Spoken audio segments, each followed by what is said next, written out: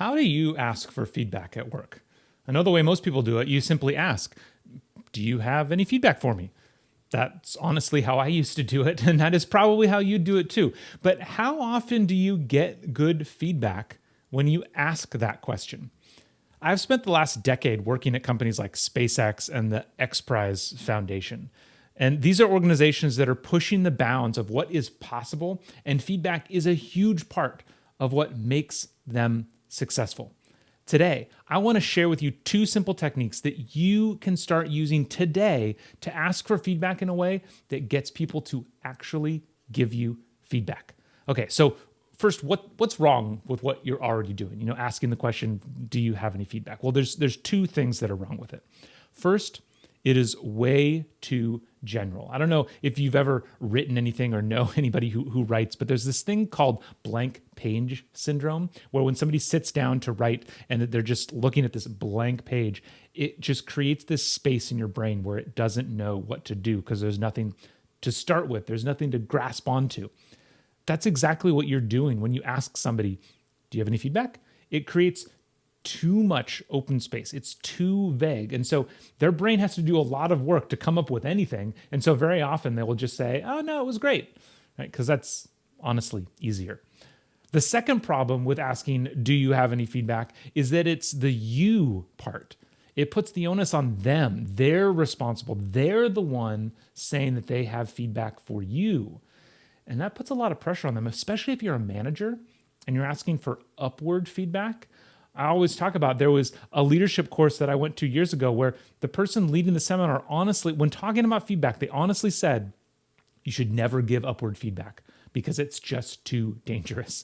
Most people on your team have probably had a manager at some point that didn't react well to feedback. And so when you ask them for feedback and you're putting the pressure on them to give you that feedback, well, they're probably not going to say anything.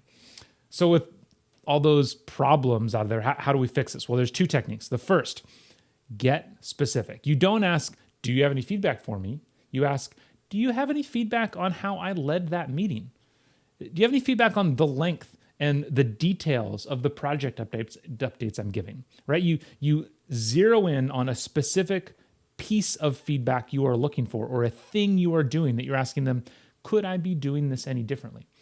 Just a quick interjection. I wanted to remind you that I run a company called Built, where we train the next generation of hard tech leaders how to build teams capable of solving the world's hardest problems. If you are an aspiring technical leader, an existing leader, or responsible for training leaders in your organization, please check out builtleaders.com to see if we can support you and your team. And that allows their brain to zero in and say like, oh, maybe you could tweak this or maybe you could tweak that. They don't suffer from blank page syndrome because you're not giving them a blank page, right? You're giving them something to start with, which is going to make it a lot easier for them to figure out what to say.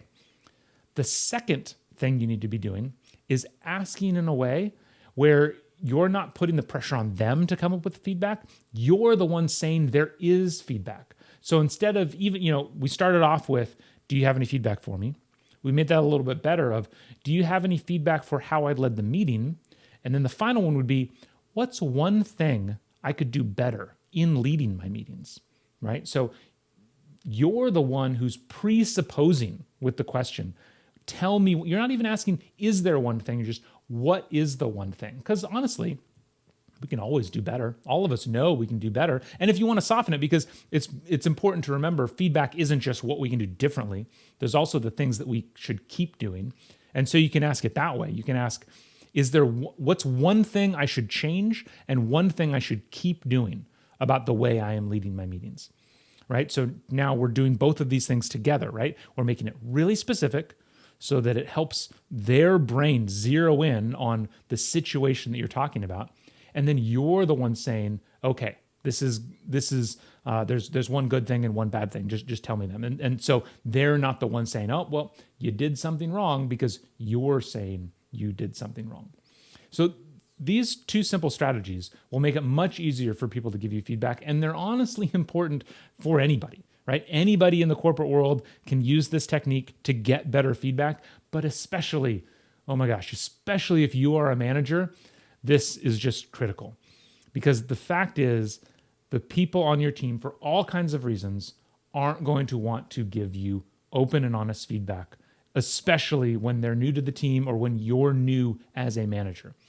These are techniques that can build up kind of the muscle of feedback on your team, create space for open and honest feedback so that it becomes simpler. And then over time, it might become easier for you to just say, hey, do you have any feedback for me? And they might actually have valuable feedback. But in the meantime, while you're just getting started, these two techniques, ask for feedback about a specific situation, and then ask in a way that assumes there already is feedback. If you do those two things together, I promise you, you will get more valuable feedback.